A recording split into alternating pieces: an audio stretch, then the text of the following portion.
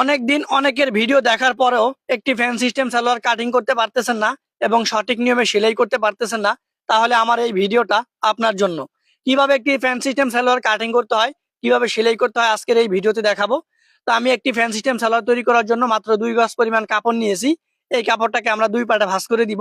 দুই পার্টে ভাঁজ করে দেওয়ার পর কাপড়ের দুইটা মাথা আমরা একসাথ করে দিব।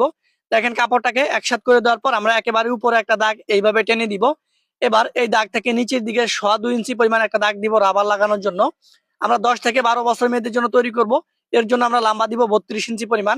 এবার নিচের দাগ থেকে আমরা 13.5 ইঞ্চি পরিমাণ এই প্যান্ট সিস্টেম সালোয়ারের হাইয়ের দাগটা এইভাবে টেনে দিব। এবার এখানে আমরা 10.5 ইঞ্চি পরিমাণ লুজ একটা দাগ দিব, উপরে একটা দাগ, নিচে একটা দাগ, দাগটা আমরা এইভাবে টেনে দিব। এই দাগ থেকে আমরা 2.5 ইঞ্চি এই পাশে একটা দাগ দিব হাইয়ের দাগ দেওয়ার জন্য। তো দেখেন, আমরা দাগটা উপরের দিকে এভাবে টেনে দিলাম। এবার এখান থেকে আমরা সুন্দর করে এই ফ্যান সিস্টেম সালোয়ার হাইয়ের দাগ দিয়ে দিলাম। নিচের দিক থেকে আমাদের 2.5 ইঞ্চি একটা দাগ দেওয়ার পরে শেপ কাট বসিয়ে দাগটা আমরা এইভাবে উপরের দিকে টেনে দিব। দেখেন, আমরা সুন্দর করে দাগটা দিয়েছি। এখানে আমরা পায়ে লুজ দিব 5 ইঞ্চি পরিমাণ, মানে 5 দুগুণে 10 ইঞ্চি পরিমাণ। এই পাশে আমার শেপ কাট বসিয়ে সুন্দর করে রাউন্ডটা করে দিব। দেখেন, আমি সুন্দর করে দাগ দেওয়ার পরে এই পাশেও কিন্তু আমাদের একই সিস্টেমে শেপ কাটটাকে বসিয়ে নিচের দিকে দাগটা আমরা এইভাবে টেনে দিব। এবার এই দাগ অনুযায়ী প্যান্ট সিস্টেম সালোয়ারটা কাটিং করে দিব। কত বছর মেয়েদের জন্য তৈরি করতে চান, কতটুকু লম্বা তৈরি করতে চান, শুধুমাত্র একটি কমেন্ট করবেন। একটি কমেন্ট করলে সাথে সাথে আপনাকে রিপ্লাই দিব। কত বডির জন্য কতটুকু কাপড় নিতে হয়, কত বছর বাচ্চার জন্য কতটুকু কাপড় নিতে হয়, কত ইঞ্চি লম্বার জন্য কতটুকু কাপড় নিতে হয়, কোন জায়গার মাপটা কিভাবে নিবেন, A to Z। দেখেন, আমি এই দাগ বরাবর কাপড়টাকে কেটে দিলাম। এবার নিচেও আমরা কেটে দিয়েছি।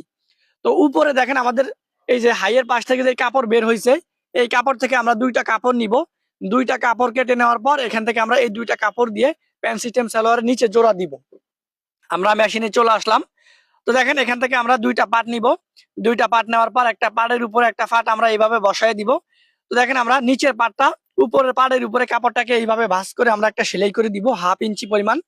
দেখেন, আমরা এইভাবে 1/2 ইঞ্চি পরিমাণ চওড়া করে একটা সেলাই করে দিয়েছি। এই পাশেও কিন্তু আমাদের একই সিস্টেমে কাপড়টা উপরে রেখে নিচের কাপড়টাকে উপর কাপড়টার উপরে ভাঁজ করে সেলাই করে দিতে হবে।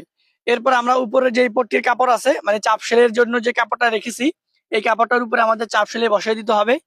ভিডিওটা না টেনে সম্পূর্ণ দেখবেন, তাহলে আপনি সহজেই একটি প্যান্ট সিস্টেম সালোয়ার কাটিং এবং সেলাই করে নিতে পারবেন।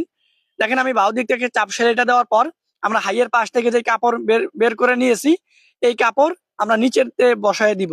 বসায় দেওয়ানোর পর একটা সেলাই করে দিব। এই কাপড়টার উপরে আমাদের চাপ সেলাইটা বসায় দিতে হবে। এরপরে আমরা এই কাপড়টা উল্টো দিকে নিয়ে আসবো।